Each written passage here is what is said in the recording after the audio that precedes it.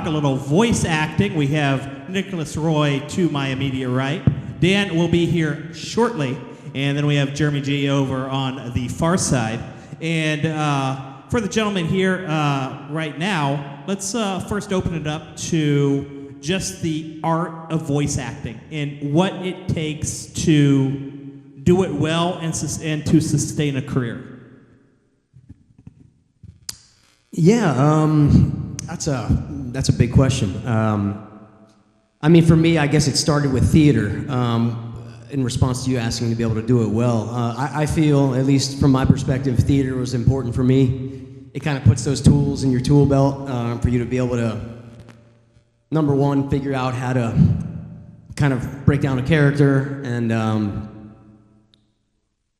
to be able to, not only that, but be in the hot seat, so to speak, where people are kind of like, even in voiceover, you have a director that's watching you. You have, depending on what kind of job you're working on, if it's commercials, it could be promos. There's going to be maybe a producer in the room. There's going to be a writer in the room. If it's video games or animated series, there could be 6 people watching you.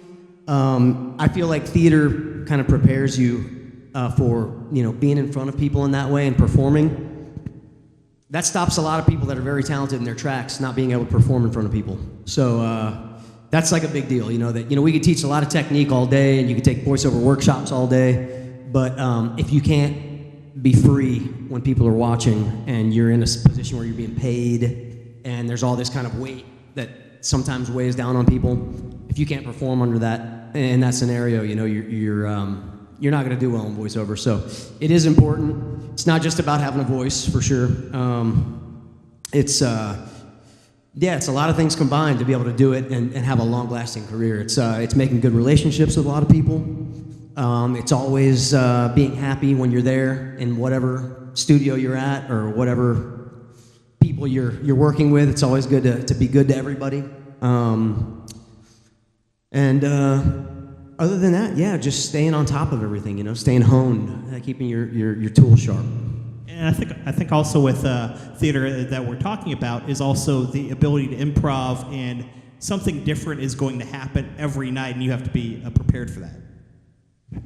Yeah, you never know what you're going to get thrown at you. I work on a cartoon right now, Spidey and His Amazing Friends. It's on Disney Junior. We're in season 4, and when I got brought on that show, I got brought on as I play kind of Spidey's supercomputer voice, and so he's the one that always chimes in and tells you like where there's danger and what Spidey needs to do about it. And anyways, my point is, on that show, any given session that I have, they could have me do 4 or 5 other characters that I haven't read, haven't looked at. Just a bus driver, a ice cream vendor, and you got to be able to come up with something on the spot that's different from your main character. Those things happen all the time in voiceover, whether you're working on anime or American animated series or video games. A lot of times you'll go on a video game session, you're hired as one guy, and then they're like, we're going to have you do these 2 smaller guys too. And you can't be that guy that's like, what do you want me to do? You just gotta throw something out there, and then they might say like, okay, but a little bit deeper or a little bit whatever. And so yeah, you got to be good on the fly for sure. Improv skills are huge, important in voiceover for sure. I work on one video game, Apex Legends, and they have me improv dialogue in those sessions almost every session. So and they'll just throw hit you up on the spot and say like, hey, do you have anything you could do here instead of this? We'd love for you to do something in Spanish. And so you got to kind of just be able to throw something out there, And you do speak Spanish? You speak Spanish? Okay, good. And Jeremy, talk about your experience in regards to being able to sustain a career and some advice you'd give to people as well. Yeah, I think Nicolas hit it right on the head. Theater, that's where I got my start as well. I went to college for musical theater, and I think the musical aspect of that really taught me how to take care of my voice, the techniques, because a lot of my characters that I voice in anime, I'm going to be yelling, I'm going to be screaming, there's going to be a lot of action stuff.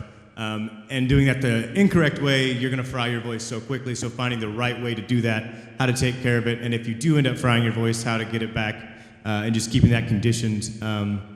But yeah, I think you hit a nail right on the head, just being able to perform in front of people and not being nervous, because you walk into a booth and you show that nervousness. You show like you're not able to like take that direction. Taking direction is a huge one.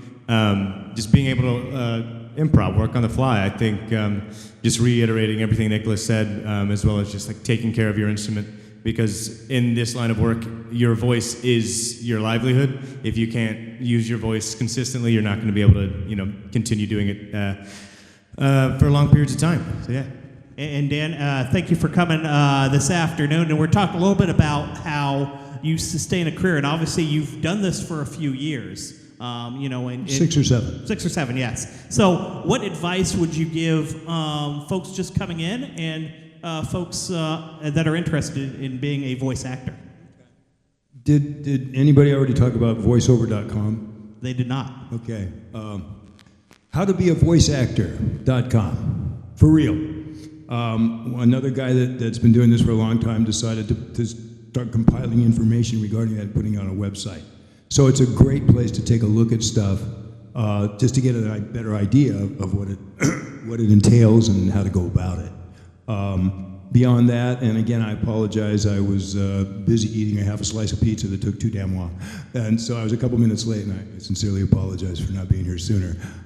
So I don't know what all you guys just covered, but one of the most important things I feel is if you decide you want to do this, even if you have the best voice in the world, even if every time you open your mouth and say something, people go, oh my God, you should do voiceover. If you can't act, it ain't gonna last very long, that career. So what I stress is that if you have an opportunity to take a class, and it doesn't have to be an expensive class, you can take an acting class at a junior college, or if you're still in high school or whatever, there's always something available that you can do just to help you work on your acting skills, because it's critical to be able to deliver the performances they're asking for, especially if you have a director saying, I need you to be, meaner, and have a different attitude with that. You have to be able to adapt to that and understand that, and with that acting background, with that sense of, okay, improv, as Jeremy was just talking about, to the ability to flow with that, and that comes very much sometimes from taking these classes and getting a better sense of that. Improv classes, same thing, to be able to think on your feet. And a lot of times, the people that can't take direction are the people that, again, not coming back. And so you have to be able to do that, and that's a learned thing. So those are a couple things I would suggest, and really taking care of your voice to the best of your ability, because that, if you don't have it, you ain't talking, you ain't making money.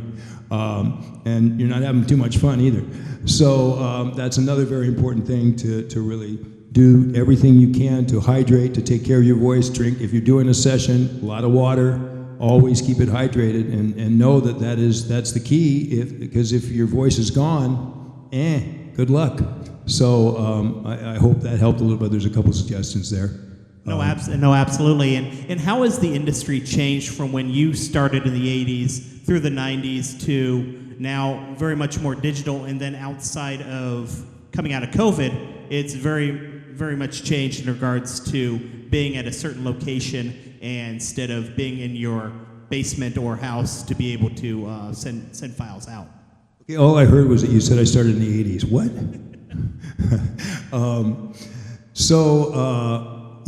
It's significantly different from the standpoint of being able to do stuff at home, to be able to do sessions that are not in the studio. That changed dramatically with COVID, and nobody was allowed in the studios basically for fear of people dying from it. I mean, it's the simplest way to put it. So that's still happening now. It changed things dramatically for on camera as well. You'd always go into the casting director's office to audition, and it's an awesome thing to get the feedback from whoever's running the session and having fun with that and being able to play off of them. Whereas now, you go in and you record it. Either you record it at home yourself or have a friend record it for you, or you go into a studio and pay a little bit of money to have them record it for you and have somebody to work off of, at least for the dialogue. And it's a totally different ballgame. Now that's changed dramatically, and so you have to adapt. So I guess in an overall viewpoint, it's being able to adapt that's been demanded. And I mean, if you're just starting now, then you didn't have to deal with all that other stuff. Now you know this is what it is. But for us that have been around a little while, it's a very challenging thing to adapt to that. And honestly, I don't dig it, but too bad. That's just where we're at now. I like to have somebody giving me feedback, other than me going, I think that was a good read. Anything? Yeah, no, you're good. Oh, okay. So yeah, that's kind of my thoughts on that. I don't want to be the only one talking here. Would you please ask them a question? No, absolutely. Okay. I will ask another question. I wasn't gone that long, man. we just had to put you on the spot because you fine. just got here. So Jeremy, talk a little bit about the audition process and maybe a audition that you were like, oh, you know what, I didn't do too well, and you got the call back. Yeah, auditions for me have always been different. I've only worked with Sentai and with Crunchyroll a couple times. So with Sentai, a lot of times it's all they cast it just in studio. They don't like reach out, send the auditions out. But with this latest show, Ninja Kamui, they were working with the studio in Japan. So we went in. I actually wasn't even supposed to audition for that. I got someone broke an NDA, and I got wind of it, and I was like, "Hey, can I please audition for this? Even if you don't want me to, like, I would love to audition for this." And so they found time to squeeze me in, and they're like, "Yeah, we're going to send it over to Japan. We'll let you know." And they called me back in for a callback, and I got direction in the room as well. They said, "All right, do it more like this. This is kind of what we're going for," and that's what we were all talking about. Like being able to take that direction is going to get you so far in this industry, is being able to adapt. But sent it over, and then couple days, maybe a week later, said, "Can you come back in for a second audition?" The callback, and they got notes from the Japan studio and said they really like what you're doing, but can you do this? So then we recorded it again, and I think we did that one more time of just like testing things out. Like, yeah, we like it, but can you make this adaptation? Can you change here? And then I booked it, and that was one that I mean, again, I wasn't even called in to audition for that originally, so I never thought in a million years I would get that part, and that was a career-changing part, and forever grateful, super humbled by the whole thing. So yeah, I think that answered your question, perhaps. No, absolutely it did, yeah. And for you, Nicholas, both Dan and Jeremy have mentioned, direction that they have gotten from, say, the director. Is there something that you remember from one of the parts that you did that you're like, hey, you know what, that really stuck and hit home? That happens a lot, actually. That happens a lot. Especially in anime, many times I get offered characters. I don't know the show. I don't know anything about it, and I get there, or I get on Zoom these days, and then you find out what you're gonna do, and so I'll have my take on what I feel from the information they provided me on this character. I'll have my take, and my point is, a lot of the time when I give my take, they say like, how about if we did it like this, And then I go, oh yeah, that makes a lot more sense. So yeah, that happens a lot, especially in anime. I've also been on the flip side of the coin where it just jumped into mind now. I haven't thought about this in a long time, but years actually, but I got hired for this commercial campaign for a company called Wiener Schnitzel.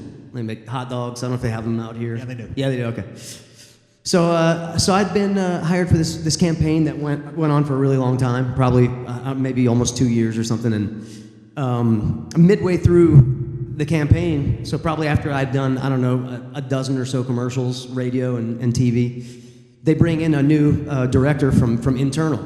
Maybe they wanted to save money. That could have been that kind of thing. They want to outsource a director. They wanted to pay, have somebody internal so they didn't have to pay any extra.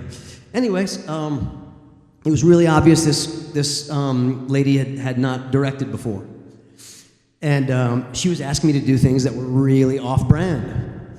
And I've always been really good about being super patient. If I have to do 12 takes, I have to do 12 takes. But in this case, it was asking me to do a lot of takes of things that were really bad and did not fit with what I'd been doing in the campaign. And I knew that. And there were probably some other people in that room. There was like 6, 7 cooks in the kitchen on this gig. And she kept telling me to say it in a certain way. And she was dictating it like to the T how she wanted me to do it. And it was just burning me up inside, man. I was just having the hardest time She's going, I need you to just go up on it like this and go up on it right here. And she was doing it in this kind of condescending way. And I'm sitting there going, I was actually in a booth. They were in this other room, kind of disconnected from the booth. And there was a moment where I just got really quiet because I was like super boiling.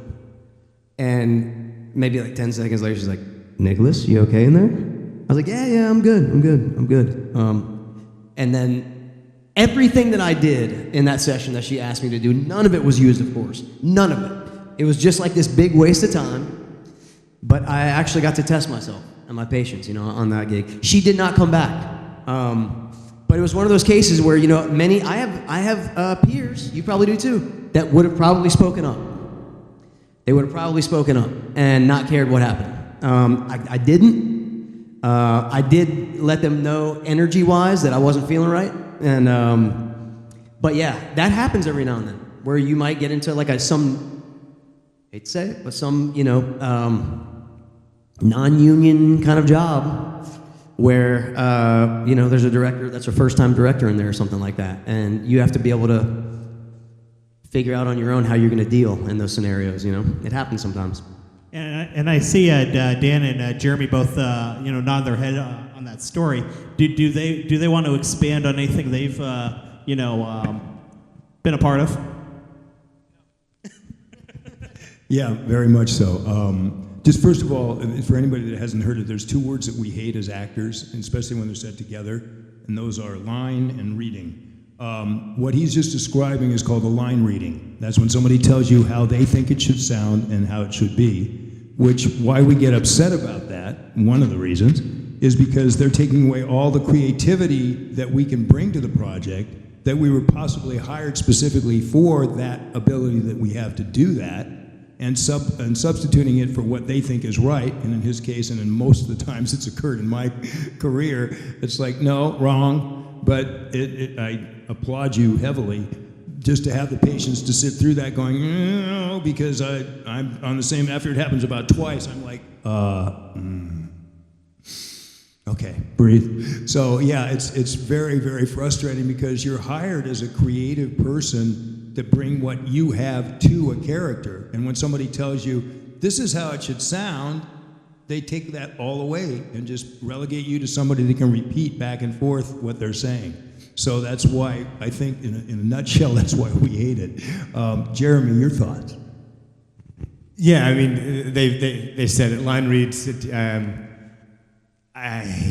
just gets me so irritated because, like you said, like, why bring us in to do what you're paying us for if you're just going to nitpick and get us exactly how you want it to sound, when you could have just done it yourself, right? You could have just gone in there and said the line how you think it should be said.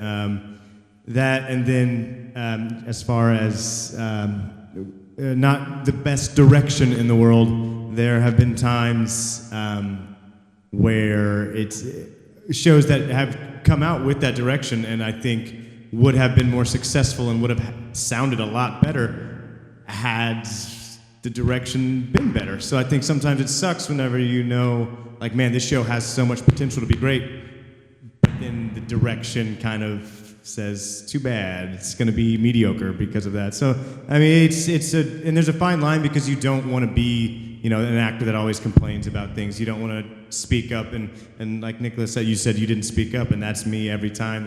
And I'll get in my car, and I'm like, God, why? It makes me so mad. You make a phone call, and talking to my partner, like, this is so stupid how this happened. But then I go back the next time, and I'm like, okay, just gonna do it because this is my job, and I don't want to cause, any kind of rifts. But there are also times where, like you said, with your body language, you were able to communicate like this isn't, and I think that's the way to do it. If they can sense like something's off, I think they'll be able to pick up pretty quickly like they're not a fan of how this is going right now. So yeah. No, that's great anecdote there. Any questions out there in the audience for anyone? Yes, the gentleman in the black. Acting heroes.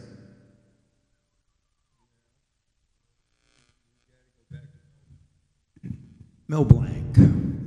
I mean, come on. the ability he had in one particular cartoon to do like 12 different voices, every one of them different, every one of them believable, the virtuosity of that, the ability to just go, this will work. And then each one of them is like iconic most of the time to hear. The guy is astounding. I mean, God, what a talent. So that goes way back, but I can never forget that. And, Frank Welker is another one that's just, the range of his abilities is stupid. It's like, come on. You can't, come on. So yeah, very, very impressive. Those are just a couple that jump out, but. I grew up, Tom Kenny was in everything that I watched, and I think that molded so much of like my love for animation there are times I was watching things and I didn't learn until, recently I'm like, oh, Tom Kenny was this character too. He was this. And I think that getting to listen to him do that my entire childhood and still watching it, I still watch SpongeBob all the time. I love me some Bob. And he's just someone who I look up to for sure because of just like the range he has is really fantastic. The way I slid into this business kind of on accident, I really didn't have a lot of knowledge of the top voice actors that were out there, but I did look up to people like Sean Penn and Mickey Rourke and Robert De Niro and Al Pacino and a lot of those guys. Like when I was in college in theater, I was studying the hell out of those guys and watching every movie they ever did. Even Nick Cage, some of his old movies I really enjoyed, like Leaving Las Vegas. So yeah, I kind of came up with those guys and read a lot of those books and studied their performances in movies and stuff like that. And when I accidentally slid into voiceover, the only names I knew were like the big, like the Tom Kennys. But I have a hell of a lot of respect for those guys now, knowing what this business entails. I didn't really know those names at the time when I was getting into the business, And Nicholas, one thing you mentioned is you've done voice acting in English and in Spanish, correct? What's the difference in doing it in a different language and different genre, et cetera, et cetera? Yeah, it really does depend on the genre. Like when I broke into voiceover, it was because of Spanish commercials. That's how I got invited to meet this agency. They were looking for bilingual talent, and so I went over there. I said, "Yeah, I'll do whatever. I need to make some money, And so I had this opportunity, and I went to this voiceover agency at the time. And the first thing they had me read for was a Flamin' Hot Cheetos commercial in Spanish. The thing that I've noticed that's the difference, to answer your question, is Spanish commercials are usually bigger. The performances are bigger in those commercials. They're more elevated. They're more like super out there personality kind of. Even though they'll ask for when you get the audition material, a lot of the time it'll ask for like, we want a friendly, fun, natural read. It's got to be over the top, or you're not getting hired for Spanish. For English, they stick more to that, where they want more natural stuff these days. But for whatever reason, Spanish commercials, they like them to be larger than life. When it comes to performance in like video, like Octane and Apex Legends, it's the same. It's the same. They'll in my sessions they'll have a script there for me that's usually in English, and then they'll kind of hit me up on the spot and say like, hey, do you want to say anything that was in Spanish instead? Would you like to translate some of that? And I'm like, yeah, let's do so. This one would be great, or this would be great, and then I'll just same energy, same personality, just flip it to Spanish. Well, and the telenovelas probably have something to do with that as well. The Spanish soap operas. So novellas. Yes. No, but yeah, those are definitely over the top, which probably is the reason why the commercials are also over the top. I think it's just accepted, kind of, Any other questions out here in the audience? Yeah, right here, white shirt.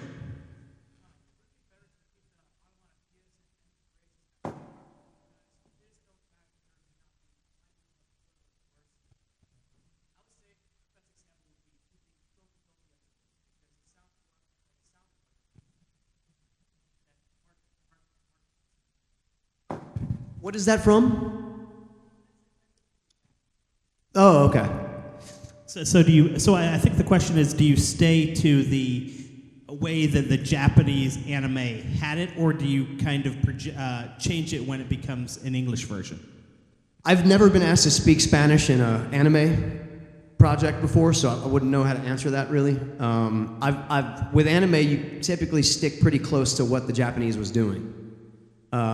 Sometimes you can venture out a little bit here and there, but there's not much wiggle room on that. So, for example, they might let you broaden the personality a little bit more, but typically if the character has like a certain timbre, they want you to kind of be in that timbre. So yeah, in anime it's different. All right, we are out of time with Nicholas, Dan, and Jeremy. Let's give them a round of applause. They are over in the hall.